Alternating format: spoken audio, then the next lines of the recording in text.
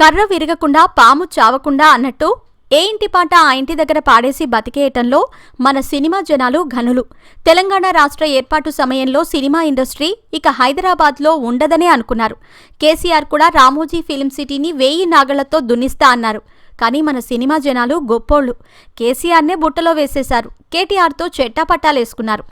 Cinema జనాలతో చిరకాల స్నేహం ఉన్న తలసానిని తమ శాఖ మంత్రిని చేసుకున్నారు. అదే సమయంలో చాలామంది సామాజిక బంధాలతో అటు చంద్రబాబుతో కూడా బంధాలు పెంచుకున్నారు. ఇలా 2 చోట్ల తమ హవా నడుపుకుంటూ పనులు చేసుకుంటూ వచ్చారు.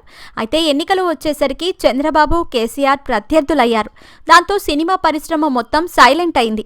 ఎవరు గెలిస్తే వాళ్లకు శాల్వా కప్పొచ్చు, తమ పనులు తమ పైరవీలు తాము చేసుకోవచ్చని డిసైడ్ అయి సైలెంట్ అయ్యారు. కానీ ఒక్కడు మాత్రం తన చిత్తానికి చెలరేగిపోయాడు. అతడే బండ్ల గణేష్. సినిమా ఇండస్ట్రీ మొత్తం మీద బండ్ల గణేష్ ఓపెన్ అయినట్లు, చెలరేగిపోయినట్లు ఎవరూ ముందుకు రాలేదు. కాంగ్రెస్ పార్టీకి కూడా అతగాడి మాటలు, హడావిడి నచ్చి అధికార ప్రతినిధి హోదా ఇచ్చింది. ఆశించిన ఎమ్మెల్యే టికెట్ మాత్రం ఇవ్వలేదు. అయినా కూడా బండ్ల వెనక్కు తగ్గకుండా ప్రచారం చేసి తెల్లవారితే టీవీల్లో కూర్చొని ఎలా పడితే అలా మాటల తూటాలు విసిరేశాడు. నిజానికి బండ్లకు బొచ్చా గురువు. కానీ వైకాపా వైపు వెళ్లలేదు. ఇక్కడ పార్టీ కూడా లేదు. పవన్ను దేవుడు అంటాడు. ఆయన పార్టీ వైపు వెళ్లలేదు.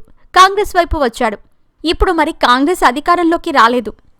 ఒకవేళ కాంగ్రెస్ అధికారంలోకి వస్తే ఓకే, బండ్లకు మంచి చేసినా చేయకున్నా హాని మాత్రం జరగదు. కానీ టీఆర్ఎస్ పవర్లోకి వచ్చింది. మరి ఇప్పుడు చూడాలి. ఎందుకంటే బండ్లకు వ్యాపారాలన్నీ తెలంగాణలోనే ఉన్నాయి. బండ్లు ఓడలవుతాయో కడగండ్ల పాలవుతాయో మరి వెయిట్ అండ్ సీ.